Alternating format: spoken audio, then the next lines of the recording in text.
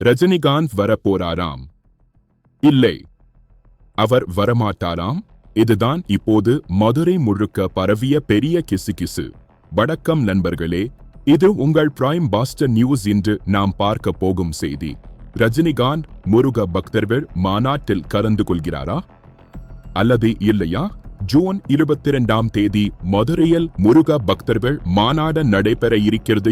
இந்து முன்னணி சார்பில் நடைபெறும் இந்த பிரமாண்ட நிகழ்வில் உத்தரப்பிரதேச முதல்வர் யோகி ஆதித்யநாத், ஆந்திர துணை முதல்வர் பவன் கல்யாண் உள்ளிட்டோர் வர இருக்கிறார்கள். இந்த பின்னணியில் நடிகர் ரஜினிகாந்த் பங்கேற்கவுள்ளார் என்ற செய்தி பரவியதை ரஜினி ரசிகர்கள் உற்சாகத்தில் குதித்துவிட்டனர். ஆனால் சற்று கூட நேரம் கழித்து ஒரு அதிர்ச்சி மறுப்பு. ரஜினிகாந்தின் பியாரோ ரியாஸ் அகமது நேரடியாக விளக்கம் அளித்துள்ளார்.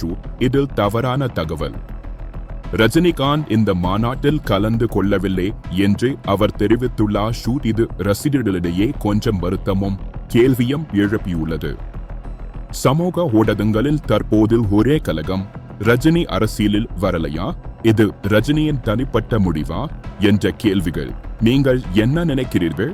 கீழே உங்கள் கருத்தை பதிவு செய்யுங்கள். சப்ஸ்கிரைப் பண்ணுங்க. உங்களைப் போல் யாரும் தவறான செய்திகளில் மாட்டிக்கொள்ளக்கூடாது.